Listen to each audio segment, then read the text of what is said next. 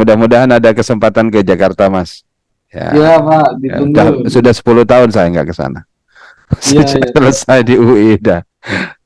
Lanjut Mas, ya nggak apa-apa Oke, terdistraksi sedikit-sedikit nggak apa-apa. Masih jelas. Ya, oke. Ini oke. bagian dari proses mengalami Dari bahasa. bahasa. Begitupun Malna. Nah, kalau Mas Afrizal Malna sendiri kecenderungannya adalah mendekonstruksi bahkan.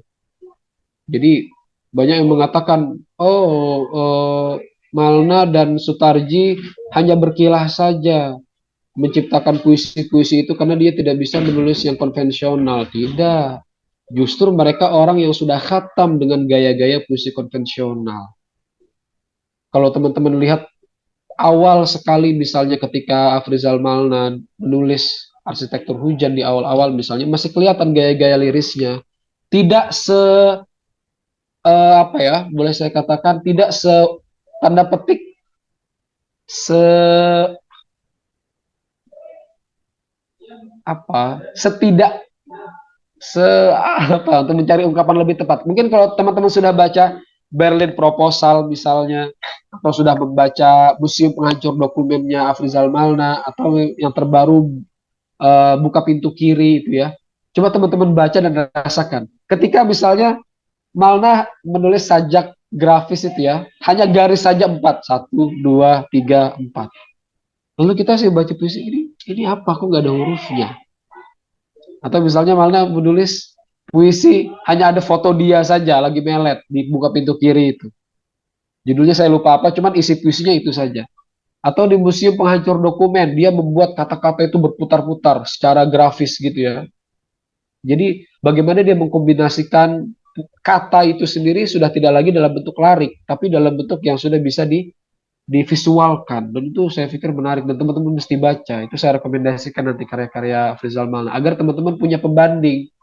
Kalau teman-teman hadapkan buku Afrizal Malna dengan buku Sapardi, kalian akan merasakan sekali bahwa dunia mereka berbeda. Nah, kira-kira begitu. Oh, oke. Saya bikin ini sebetulnya challenge ke teman-teman. Ini sebetulnya sudah sangat sangat lumrah ya dari Ray Bradbury. Salah satu novelnya Fahrenheit dan dia banyak sekali quotes-nya yang saya membayangkan Ray Bradbury ini adalah sulaknya ya, AS Laksananya di Indonesia kira-kira begitu. Karena secara dia bisa menguraikan proses kreatifnya dan dia memberikan challenge-nya dengan banyak hal dan membuat para penulis pemula juga para novelis pemula itu banyak terapa ya terinspirasi ya dengan beberapa challenge-nya dia dan kelas menulis kreatifnya dia. Teman-teman bisa lihat di sini Ray Bradbury punya tantangan. Saya pikir nanti teman-teman boleh mencobanya. Tidak harus persis. Nanti dengan sedikit modifikasi. Bradbury mengatakan, ya tadi, I will give you a program to follow every night, a very simple program. Programnya simple aja kok. Coba biasakan untuk membaca one poem a night, one short story a night, and one essay a night for the next 1000 nights.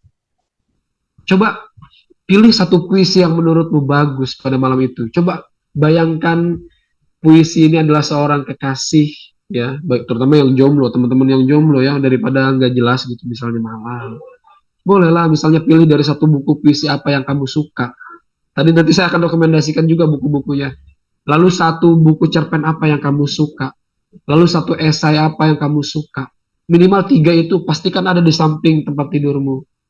Kemudian bayangkan dia adalah kekasih yang kamu sayangi, yang kamu cinta betul dengan dia. Lalu masuki ia sebagai seorang kekasih. Bukan sebagai, lagi-lagi, saya tidak ingin katakan, jangan sebagai seorang mahasiswa.